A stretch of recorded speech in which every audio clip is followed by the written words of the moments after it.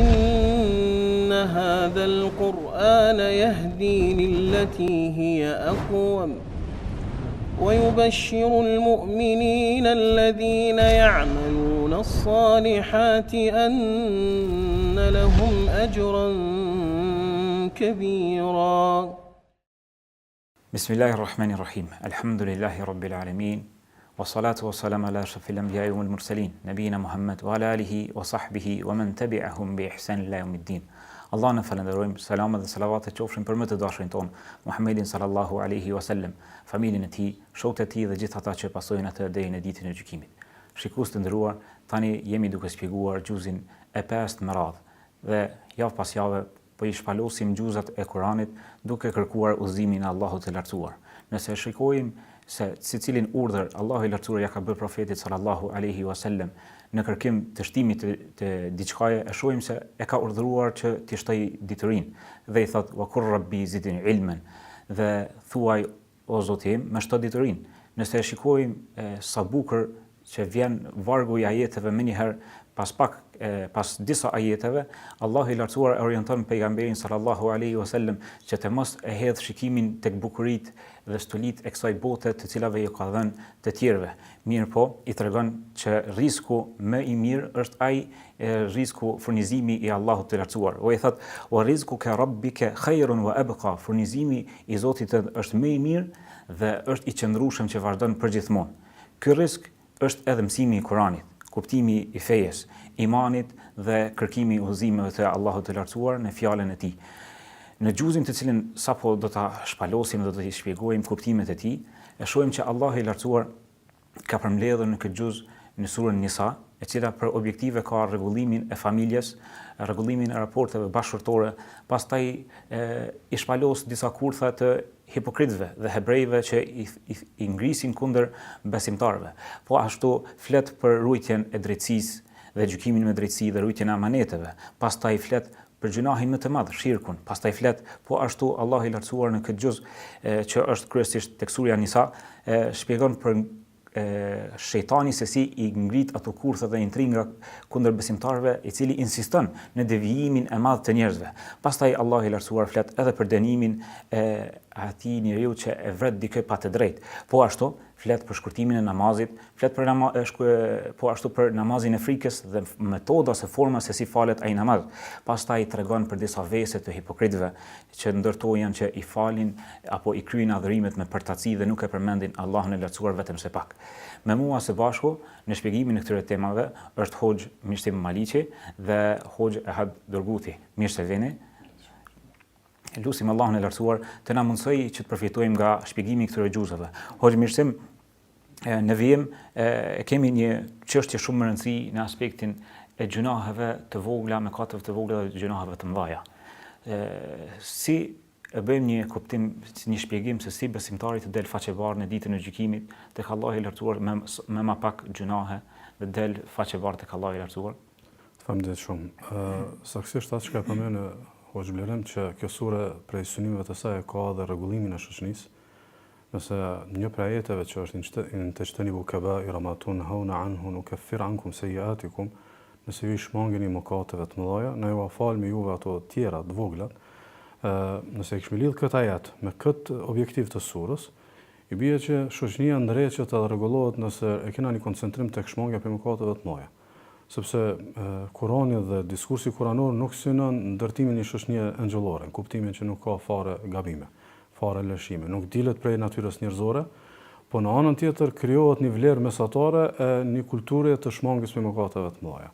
Saktësisht shoqënitë dhe qytetrimet nuk ndërtohen nga vlerat maksimale, po as nga vlerat minimale. Saktësisht ndërtohen bazë të vlerave mesatare. Kuptimin që ne mund të kemi një shoqëni njerëz shumë devotshëm, njerëz që ndoshta as nuk dinë të mëkatojnë, as që janë domthonë të pastër. Mirëpo kemi të tjerë që janë shpërfillës. Kush duhet me përcaktue mesatarën e shoqënisë, janë ata cilët e kanë kulturën e shmangjes për mëkateve të mëdha. Ndaj shpesh diskursi i cili fokusohet shumë tek mëkatet e vogla, shpesh ndodh që i bën favorin kurthave të shejtanit që të bëjnë njerëz mëkate të mëdha. Domthonë ashpërsohet diskursi fetar kur bëhet fjalë për mëkate të mëdha. Dhe nëse ndërtohet një shoqëni kësaj, kuptimin që mëkatet e vogla do t'i shmangim maksimalisht, po fokusi edhe vëmendja më e madhe tjetë te shmangja për mëkateve të mëdha, ndërtohet një shoqëni e cila pastaj ndërton si vlerë mesatare e devotshmërinë. Ndaj nëse morëm sërish si referim surën An-Nisa, për shembull sura An-Nisa merr emrin në gratë. Nëse për shembull muslimani i kërkohet dora e vajzës së tij, edhe ai e jep tek një antar i shoqënisë që e di që mund të mos jetë më i miri, po nuk është i pëlqyer me mëkate të mëdha. Edhe ai që ka kulturë që nuk është i relaksuar me mëkate të mëdha, nuk bën zullum, nuk e shkel kontratën, nuk tradhton, nuk kalon në forma të cilat nuk i pranon feja, nuk i pranon kultura, nuk i pranon logjika, nuk i pranon natyrshmëria. Do thonë, shumë më lehtë renditet një shoqëni, në këtë rast familja, nëse ajo shoqënia e ka ndërtuar këtë si vlerë të përgjithshme, jo si vlerë të veçantë. Dhe këtu shpesh ne kemi një krizë në ligjërimin fetar, po edhe në përvetësimin e vlerave fetare, ku vlerat të veçanta të individëve të caktuar nuk i lexojmë si raste të izoluara, po tentojmë të shesim si modele të përgjithshme. Modeli i përgjithshëm është domethënë shmangja nga mëkatet e mëdha. Dhe këtu nuk duhet të shikohen mëkatet e mëdha si një natyrshmëri e rënjes. Natyrshmëria e rënjes ka të bëjë me mëkatet e vogla, jo me mëkatet e mëdha. Do thonë, nuk është e natyrshme rënja në mëkatet e mëdha. Është joshëse, po, është provokuese, po, përputhet me egon e njerëzve, po, ama jo që është e natyrshme. Natyrshme është mos me vjet. Natyrshme është mos me bë moralitet. Natyrshme është mos me bë shirk. Kjo është e natyrshme. Jo do të thotë rënja tek mëkat. Dhe Allah subhanahu wa taala jep këtë premtim. Domethënë nëse ju i shmangni mëkatet të mëdha, unë ha falit të tjerat. Kuptimi që krijohet një lloj rahatie në raport me Zotin, që njeriu teksa sheh veten që nuk është në një fetari të përkryer tek pjesa e mëkateve të vogla, megjithatë shpreson që këto do të shlyhen shkaku i përkushtimit të tij ndaj Allahut subhanahu wa taala duke u shmangur mëkateve të mëdha. Pra besimtari bën çmos që t'i evitoj dhe t'i shmang gjënat të mëdha, edhe e ka parasysh që mëshira e Allahut të lartësuar duke e pa atë sakrificën, atë përpjekjen që t'i shmang gjënat të mëdha, edhe t'i falen edhe lëshimet e vogla nëse ka rënë me dije apo pa dije në to. Hoxha had në vazhdimin e këtyre ajeteve të bukura të surës Nisa, e cila e përmbledh shumë tematika në jetën shoqërore të besimtarit, është po ashtu një pjesë që i fokusohet tek familja. Më saktë tek roli i burrit dhe mosmarrveshjeve mes burrit dhe bashkëshortes në familje. A mund të na shëndetësh pak me disa mësime nga këto ajete në vim? Allah shpëlbeft. Pra, besoj që e ke për qëllim ajeti 34-35 surës An-Nisa, ku në këto ajete për Allah i madhënëm këtë sure, e cila është sura e grave, pra An-Nisa, emrin e ka marrë për shkak që ndër tjera, dhe më thënë, si edhe shumë rregulla të cilat kanë bëjnë me familjen tërësi, e nëse kthehemi pra edhe themin çka është familja, pra familja është një bashkim i bashkëshortëve, pra një burrit edhe një gruas, cilët pastaj përbëjnë bashkërisht familjen, edhe kjo është ajo celuleve dhe e shoqërisë.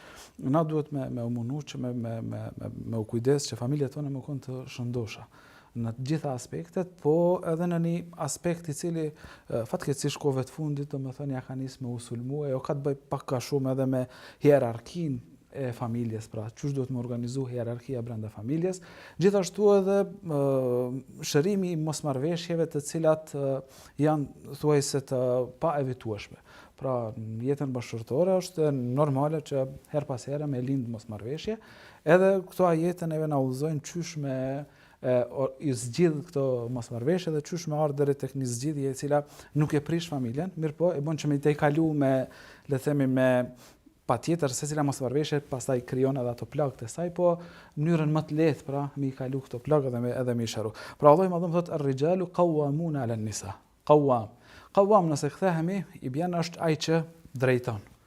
Ar-rijal janë burrat edhe an-nisa janë gratë. Pra përgjithësia e burrave është që me i drejtu gratë, që i bjen që hierarki në kulmin apo në pikën kryesore të hierarkisë duhet me qëndru burri, dhe ky është autoriteti që duhet me gëzu burri brenda familjes, nëse dojmë që një familje më udhëheq ashtu qysh pejgamberi sallallahu alaihi wasallam ka udhëheq familjen e tij, e pastaj edhe sahabët, edhe kështu me radhë, domethënë me shekuj, edhe kjo kohë domethënë normale, edhe do të duhej me kohë normale deri kohëve të fundit, domethënë kur kanë dalë disa zëra të cilat e quajnë lëvizje feministe e kështu me radhë, ku e kanë për qëllim me sulmu familjen në thelb.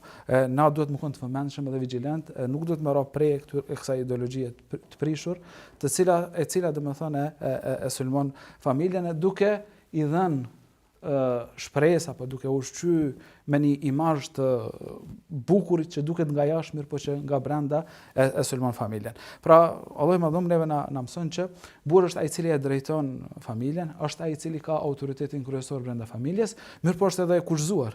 Që kjo vjen si rezultat i përgjegjësisë që e ka për me mbajt familjen, me ushqy familjen, me u kujdes për sigurinë e saj, veçanti për edukimin e familjes, pra bara e përgjegjësisë bjen mbi burrin, nuk është vetëm autoriteti. Prandaj sa herë që ka cenim të përmbushjes së përgjegjësive, pastaj është normale që mu cenu edhe autoritetet të cilën do duhet me egzu burri. Pastaj Allahu i madhum këtë ajet i përmend 3 nivelet e trajtimit problemeve brenda familjes. Edhe këto shumë herë marrin edhe e përdorin apo e keq përdorin, e nxjerrin prej kontekstit, duke më usulmu Islami, domethënë që Islami nuk i jep drejtat gruas, domethënë pallavrat e tilla i kena dëgjuar shpesh. E përkundrazi. Domethënë Islami përpiqet që me izolu, pra Kurani na mëson, Allahu i madhëm na mëson që me izolu mosmarrveshjen brenda familjes njëherë. Që burri dhe gruaja me mundu me gjetë zgjidhje. Prandaj edhe përmend 3 etapa të cilat përmenden kët ajet. Pra e përmend së pari këshillën që burri do të më ia drejtojë gruas. Gjithherë po flasim nëse burri është në nivelin e detyrës, i ka përmbush përgjegjësitë e tij. Pastaj thotë një lloj distancë që duhet me e kriju, në mënyrë që me ditë që çfarë pasojë ti ka nëse prishet një familje. Pra edhe burri është çuçi është pa gru, po edhe gruaja është çuçi vjen me kon pa burr. Edhe në fund e përmend thotë fadribuhunna, që goditini ata, e që shumica mufesirëve, komentatuesve të Kuranit kanë thënë që nuk është për qëllim goditje e cila shkakton dhimbje. Aq më pak lënduse, po as që shkakton dhimbje. Domethënë dhimbje fizike që shkakton. Po është përkundërzi është goditje qortuese, sa kanë përmend disa që më kon goditje me misvak. Pejgamberi sallallahu alajhi wasallam fillimisht e kanë ndalu tërësisht. Po pastaj janë shku disa sahabë dhe kanë kutë pejgamberi sallallahu alajhi wasallam kanë thënë që gruaja për natyrën e saj ndonjëherë edhe din me dal për vetit, atëherë pejgamberi sallallahu alajhi wasallam e ka leju. Kur e kanë marrë këtë lejes pejgamberi sallallahu alajhi wasallam dhe e kanë keq përdor, atëherë janë shku me anku gratë e pejgamberit sallallahu alaihi wasallam, edhe pejgamberi sallallahu alaihi wasallam i ka thënë laqad atafa bi ali Muhammedin sallallahu alaihi wasallam nisaun kathir yashkuna azwajahunna laysa ulaika bi khiyarikum. Thot shumë prej grave kanë ardhur tek familja e Muhamedit sallallahu alaihi wasallam. Edhe ata janë ardhur me anku për burrat e tyre. E thot nuk janë të mirë këta burra, nuk janë më të mirë, nuk janë zgjedhur pra burrat e tillë të cilat i sulmojnë gratë e tyre, domethënë meqense Islami e kalon edhe shkurorëzimin. Nëse nuk ka raport mirë, e fundit është shkurorëzohen edhe secili ndan në rrugë. Po para kësaj është një zgjidhje tjetër. Atëherë kur ka vullnet, nëse eskalon gjendja dhe duhet me dalë jashtë familjes. Pra mas pari përpiqemi me izolu brenda, që me gjetë mirë kuptim burri edhe gruaja, bashkëshortet me gjetë mes tyre. Nëse eskalon çështja, atëherë zgjidhet një urtar, një njeri urt për familjes gruas dhe një për familjes burrit, edhe dal ka dalë që me i afrua dhe me i shëru mosmarrveshje të cilat i kanë. Këto i kena, domethënë gjitha i kena udhëzime fjalë për fjalshme në këto 2 ajete të kësaj sure, e cila pra i trajton këto. Kanë ardhur këto ajete tamam që të zgjidhet çështja, të jetë fokusi në zgjidhjen e problematikave mes bashkëshortëve dhe jo të kërkohet ajo zgjidhja e tretë edhe të përfundon më një herë me ndarje mes çiftit. Madje Allahu i lartësuar në këtë ajet e përmend i yurida islahi yuwaffiqillahu bainahuma. Nëse ata dy, pra burri dhe gruaja, e dojnë përmirësimin e raporteve dhe janë sinqert në këtë synim, Allahu i lartësuar yuwaffiqu, ju jep sukses, ju jep përkrahje që mu pajtu. Dhe kjo është ajo çfarë kërkohet zatën tek problematika që me bashkëbisedu, me ul, me mendje të qetë, jo me emocione, që me përfundu deri tek ato gjykimet që mbase pastaj i bjen pishman, po mbase edhe do të jetë pak vonë. Pikërisht është se nëse i kthehemi edhe kontekstit kohor, pra kur kanë zbritur ajete, në shoqëritë që kanë zbritur, domethënë gruaja kanë përçmuar në gjitha aspektet në shoqërinë e arabëve të ignorancës. Tek feti tjera e ka pas të ndaluar me shkruarzimin. Domethënë nuk ka pas kur farzgjidhje. Ndërkohë që Islami ka thënë, nëse don me jetu i qetë, don me jetu rahat, don me jetu si njeri, merr edhe merr vesh me gruan tënde. S'mundesh më marr vesh, merrni nga një përfaqësues, autorizoni secila familje në mënyrë që me gjet një gjuhë të mirë kuptimit. Nëse edhe kjo s'ka, atëherë e treta është ndarja. Pra ose një jetë bashkëtorë që ashtu siç duhet, ose secili ndon rrugët e tij, edhe Allahu secilit pastaj i jep suksese për me inshallah me implementu që është më e rëndësishme dispozitat fetare në përgjithësi, sepse kjo është një pjesë prej tërësisë së Islamit. Pastaj hoxh vazhdojnë disa ajete kur Allah i lartësuar më njëherë pas udhëzimeve që jep muslimanëve në përmirësimin e familjes dhe raporteve bashkëtorë, Allah i lartësuar i sjell disa ajete të bukura që sikur është një ndërlidhje shumë e mirë, që sikur burri duhet të ketë raport të mirë me gruan e tij, me familjen e tij, dhe kjo duhet të vazhdojë edhe në raport me të tjerët. Dhe Allahu thotë: "Wa'budullaha wa la tushriku bihi shay'a." Dhe adhuroni vetëm Allahun dhe shmangjuni idhujtarisë.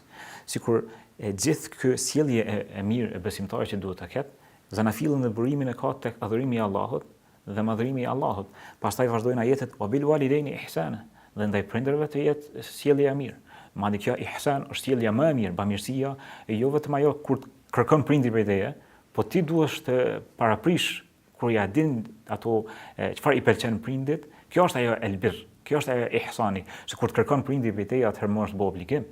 Mirë po kur ti t'ja paraprish plotësimin e dëshirave, nevojave, sjellja mirë, kjo është ajo që rrjedh prej bamirësisë e kërkuara prej besimtarit. Vazhdon pastaj Allah i lartësuar na tregon që të kemi sjellje të mirë jo vetëm me prindrit, por pastaj edhe me të afërmit, qofshin ata të afërm nga gjaku, të afërm afër shtëpisë apo kalimtarët, udhëtarët, dhe vazhdojnë ajetet derisa Allah i lartësuar e çorton një grup të besimtarëve. Cilët janë ata besimtarë?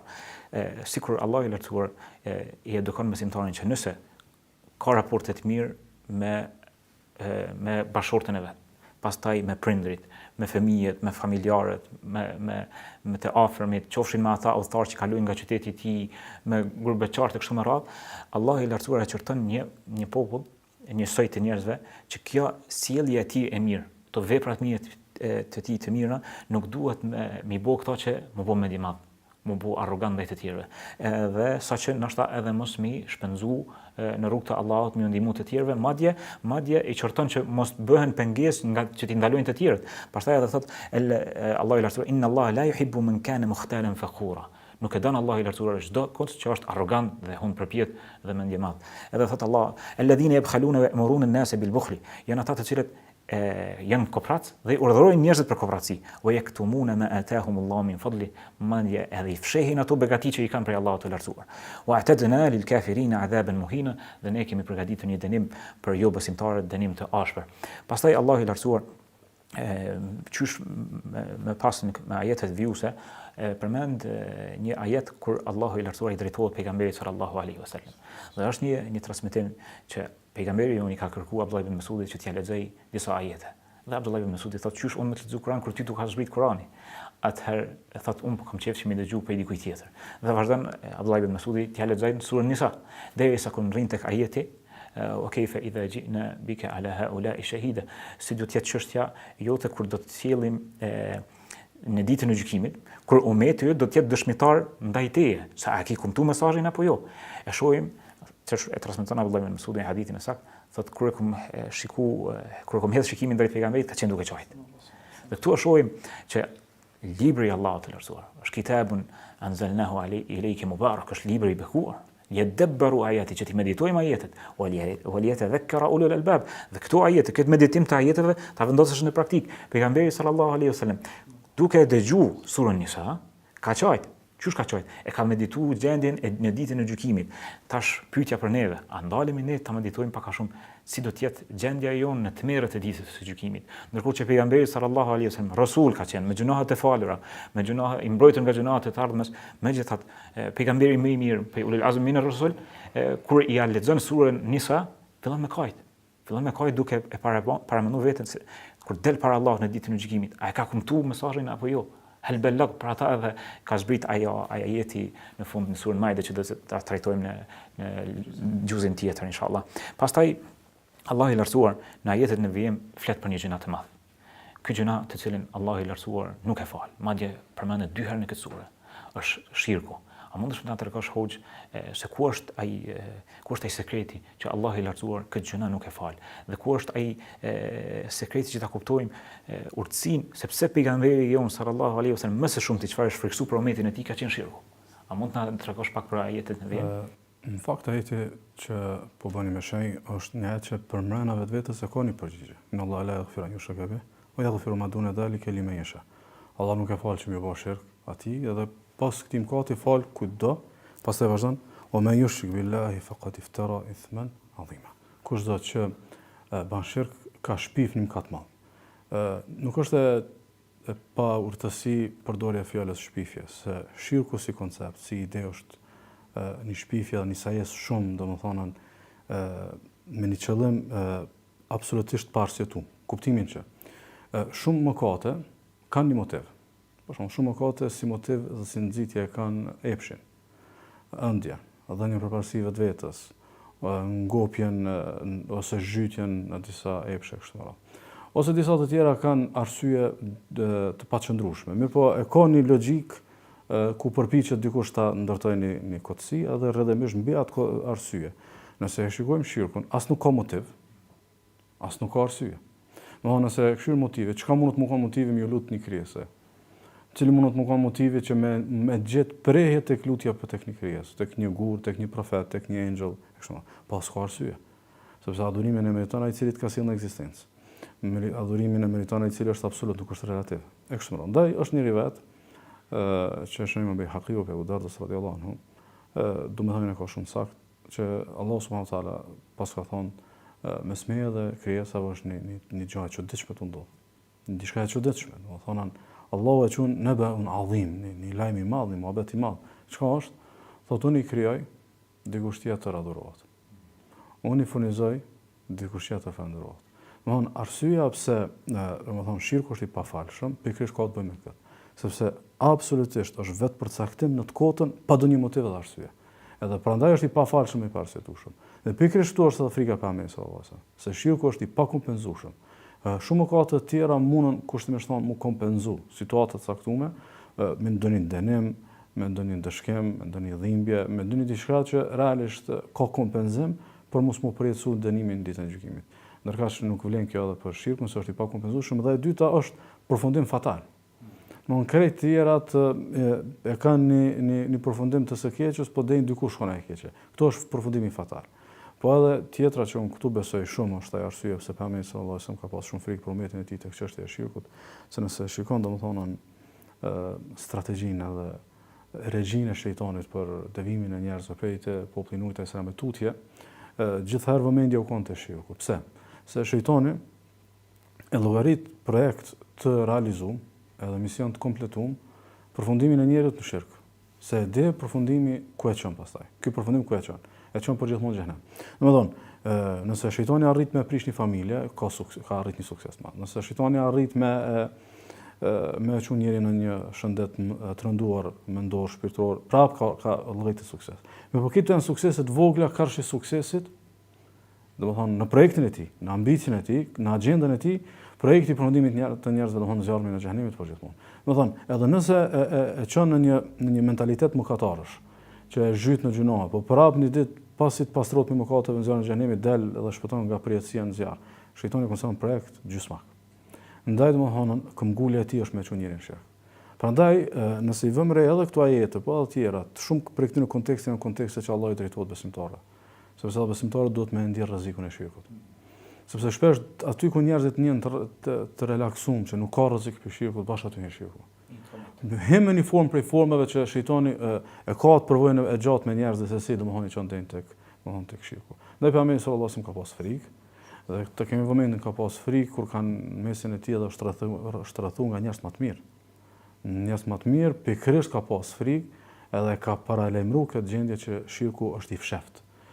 Gjithherë domethënë vën me metoda të tinzisë së shejtanit që me qenë sa më i pranishëm edhe sa më shumë janë rreziku fetarin. Megjithatë, domethënë është mëkat i parsjetuar, i pa mbështetur me një motiv dhe një arsye, edhe është mosmirënjohja më e keqe që i bëhet Allahu subhanahu wa taala. Është shpërfillje më e madhe e hynjshmërisë së Allahut. Ai krijon, adhurohet dikush tjetër krahas Allahut. Ai furnizon, falënderohet dikush tjetër krahas Allahut subhanahu wa taala. Krim i madh.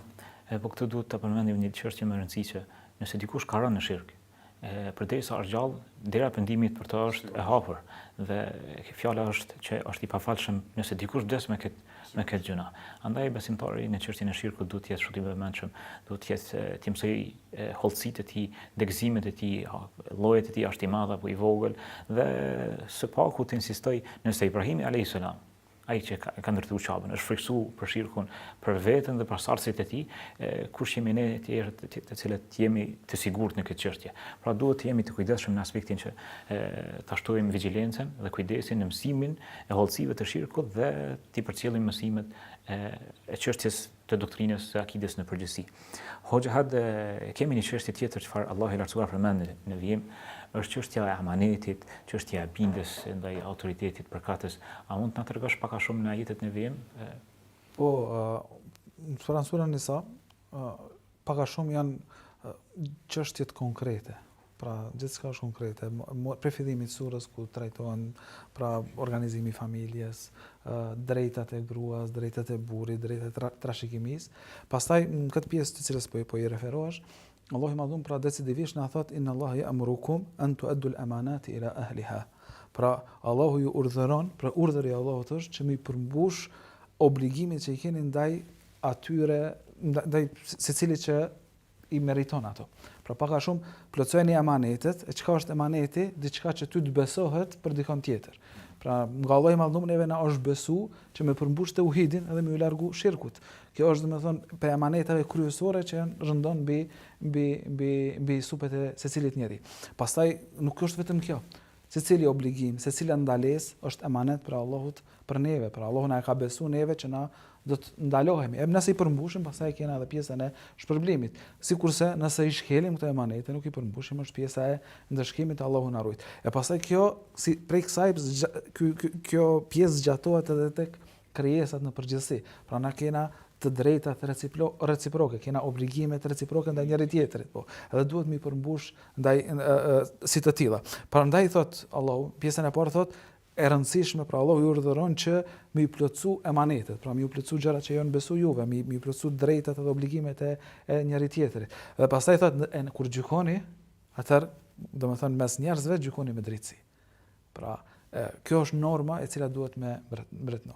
Prandaj nëse i kthehemi ndërhyrjes paraprake që e pata për familjen, nëse gjykon me drejtësi, atëherë e gjen hierarkinë brenda familjes. Ndërkohë nëse gjykon pa drejtësi, atëherë i barazon anëtarët e familjes të cilët nuk janë njëjtë. Nuk është sikurse fëmia, sikurse prindi, nuk është sikurse burri, sikurse gruaja. Pra, duhet me pas drejtësi në harmoninë që apo në rolet e tyre që kanë brenda familjes, po gjithashtu edhe drejtësi në brenda shoqërisë në tërësi. Vetëm pasi të kuptohen këto. Vetëm pasi të kuptohet secila përgjithësi që duhet me u përmbush duke i plotësu gjërat të cilat janë besu ty. Qoftë për rolit të atij që jenë pushtet, qoftë për rolit nëse jenë në sistemin edukativ, qoftë për rolit të gjykatësit. Pra, pa marrë parasysh në cilin funksioni, në cilin fushje, nëse i plotëson emanetin që i ke marrë, pra ato që të është besu ty ndaj atyre njerëzve, që atëherë pastaj respektohet edhe autoriteti i cili përcaktohet pra brenda këtyre ajeteve ku Allahu i Madhum na thotë që më së pari apo fillimisht bindja është për Allahun e Madhum. Pra bindja ndaj Allahut të Madhum është e pa kompromist. Na i bindemi Allahut të Madhum pa marrë parasysh rrethane, pa marrë parasysh gjendjes, bindja ndaj Allahut të Madhum është e pa kontestueshme. Si zgjatimi i kësaj është edhe bindja ndaj pejgamberit sallallahu alaihi wasallam, meqense vetë pejgamberi sallallahu alaihi wasallam na ka mësuar neve bindja ndaj Allahut të Madhum. Në radhë të tretë, pastaj vjen edhe bindja ndaj atyre që kanë në përgjithësi çështjet tona. Nuk janë nis prej udhëhecit kryesor, e pastaj dal nga dal, mund me dal deri tek udhëheci i familjes që paraprakisht e përmendëm që është burri. Pra, secili duhet mi përmbush pari detyrat e tyre, për këtyre, e pastaj është idenë që ne jemi të bindur ndaj tij dhe në këtë formë evitohet padrejtësia, evitohet anarkia, qoftë ajo brenda familjes, sepse një familje e cila nuk ka një hierarki të qartë, jeton brenda një anarkie. Pra nuk dihet kush çka po bën, nuk dihet kush pytet, nuk dihet çfarë rregulli është vendos. Gjithashtu edhe në shoqëri, pra nëse mungon respekti për udhëheqësinë, atëherë shoqëria kalon në anarki, ku drejtat e njerëzve shkelen, ku haku i tjetrit hahet edhe nuk ka mundësi me u mbivendos pra drejtësia në raportet mes njerëzve. Pra shohim që drejtësia në feja, drejtësia është si sinonim i fesë tonë islame. Dhe shohim që Allah i lartësuar, sikurse e ka urdhëruar që të ruhen 5 domosdoshmëritë e jetës, ajo rujtja e imanit, rujtja e jetës, rujtja e mendjes, pastaj e pasurisë edhe nderit. Shohim që edhe amaneti e ka një vend që qohet tek vendi i duhur. Madje edhe Allah i lartësuar e do drejtsinë dhe është i drejti absolut dhe kërkon prej neve që të jemi të drejtë. Në ajetin e vim shohim që kjo drejtësi plotësohet, duke nisur qysh në fillim me ndarjen e trashëgimisë, të cilën e kemi përmendur në surën Nisa, e deri në fund që përmbyllet kjo sure, sikur e ka si nxjerrim të përgjithshëm që gjykohet në atë çfarë Allahu i lartësuar ka ligjësuar edhe pejgamberi sallallahu alaihi wasallam ka porositur. Madje ajetin e vim thot: "Fala wa rabbika la yu'minuna hatta yuhakkimuka fima shajara bainahum thumma la yajidu fi anfusihim harajan mimma qadayta wa yusallimu taslima." Jo për Zotin ton. Allahu i lartësuar betohet në veten e tij të lartë tek pejgamberi sallallahu alaihi wasallam dhe i thot nuk kanë besu besim të plot, nuk e kanë plotësuar besimin e tyre deri kur nuk mund të konsiderohen besimtarë derisa të gjykojnë në mosmarrveshjet e tyre, besimtarët në mosmarrveshjet e tyre, në atë çfarë ka gjykuar pejgamberi sallallahu alaihi wasallam, në atë çfarë ka gjykuar Allahu i lartësuar, po ajo pjesa fundit e ajetit e çetat në pa të bukurinë, ku thot thumma la yajidu fi anfusihim harajan mimma qadayta, që mos ndjejnë ngushtim në gjykimin e pejgamberit sallallahu alaihi wasallam. Wa yusallimu taslima, dhe dorëzohen të nënshtrohen gjykimit të tij. Këtu e shohim ku Allahu i lartësuar i ka udhëzuar besimtarët dhe për këtë ajet ka një rast që ka ndodhur në kohën e pejgamberit sallallahu alaihi wasallam, kur Abdullah ibn Zuberi tregon se një ansar, një burr prej ansarëve e ka paditur Zuberin për çështjen e ujitjes së kopshtit të tij. Dhe shkon dhe te pejgamberi sallallahu alaihi wasallam, i thotë që ansari kërkon tek pejgamberi që t'i lëshon ujin Zuberi, t'i lëshon ujin që t'i vadit atë kopshtin e tij.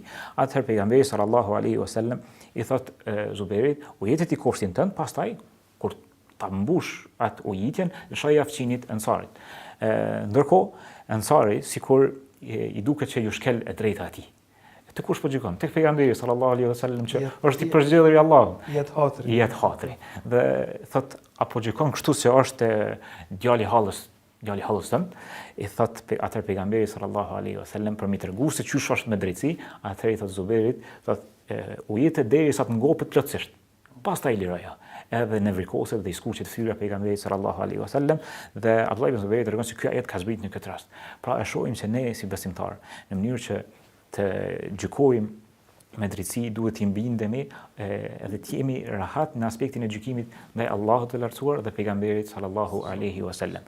Pastaj vazhdojnë ajete tjera ku Allah i lartësuar e përmend gjykimin me drejtësi, hoxha dhe pastaj çështjen ndaj kriminalëve, ndaj atë të cilët bëjnë trazira. Qysh vazhdojnë ajetet në vim, a mund të tregosh pak?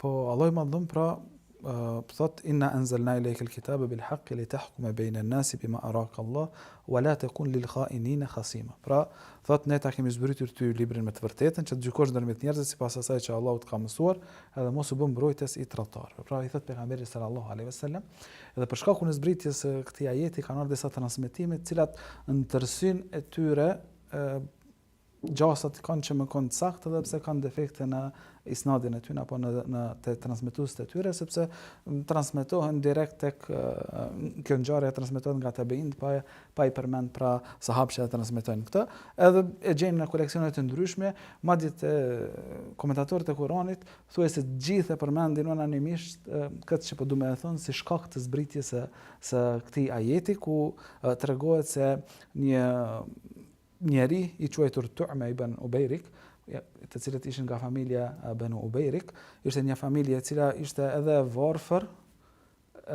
pasuri, po edhe varfër pak në besime që nëse ishin të luhatshëm, edhe kishin shenjat e nifakut, apo pra hipokrizis.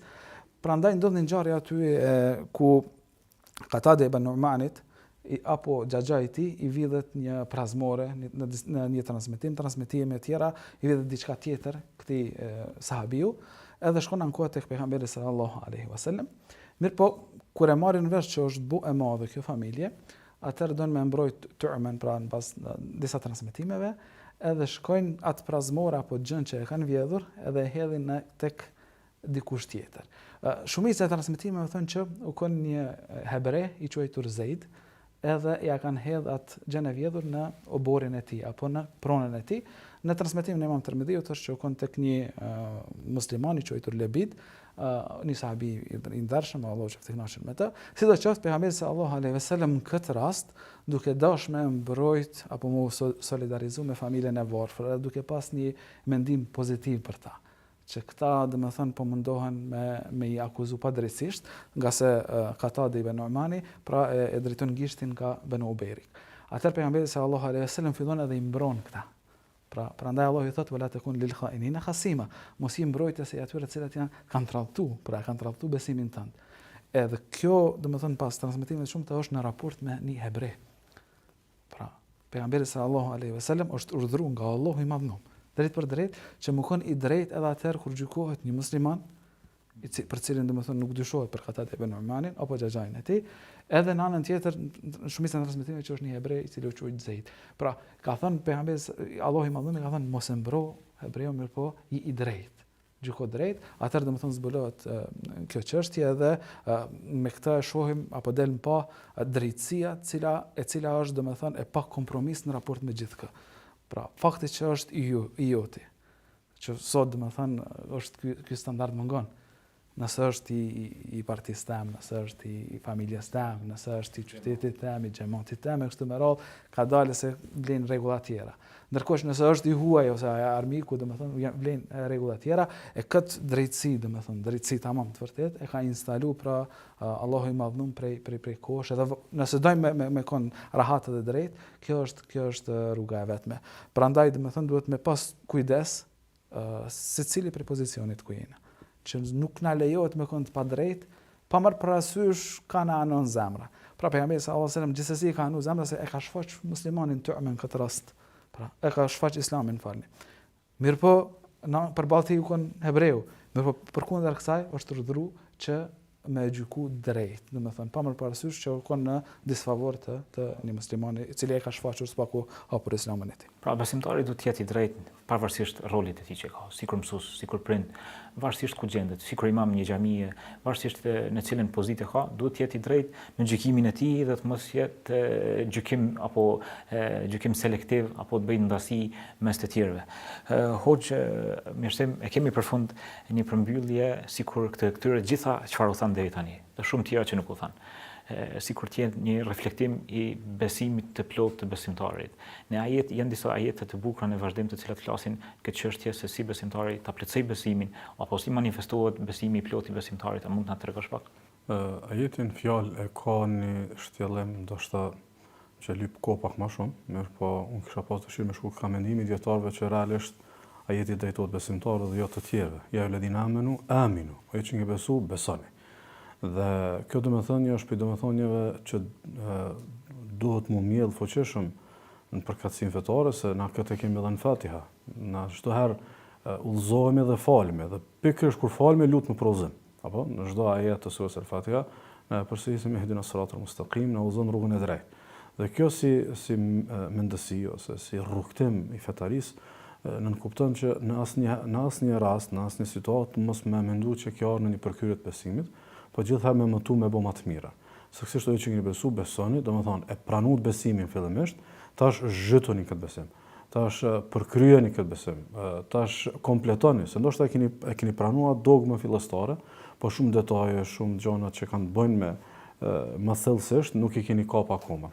Kjo është domethënie e parë që besoj është shumë themelore, për arsye se në saj të saj krijohet një elan, një vullnet i përkushtimit ndaj Allahut që nuk ka të sosur, sepse ndjenja e vet pajtimit edhe vet pëlqimit është ndjenjë shumë shkatërruese domethënë tek besimi. Ajo që keni besu, besoni, domethënë shtoni besimin e juaj, kompletoni atë dhe përsoseni atë. Dhe përsosja ka të bëjë sidomos kjo pjesa e shkollës, si thirrje e përgjithshme në fe, që duhet me pas një vëmendje të mirëfill që gjithherë me ditë të cila shkollë je.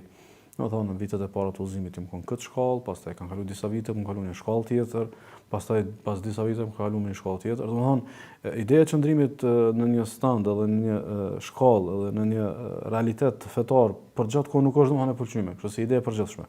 Do të thonë Allah subhanahu wa taala i drejtohet për shembull nëse pranumet që janë për besimtarët, kush janë besimtarët aty në ditë, janë më të mirë. Ty më të mirë thuhet bëhen edhe më të mirë.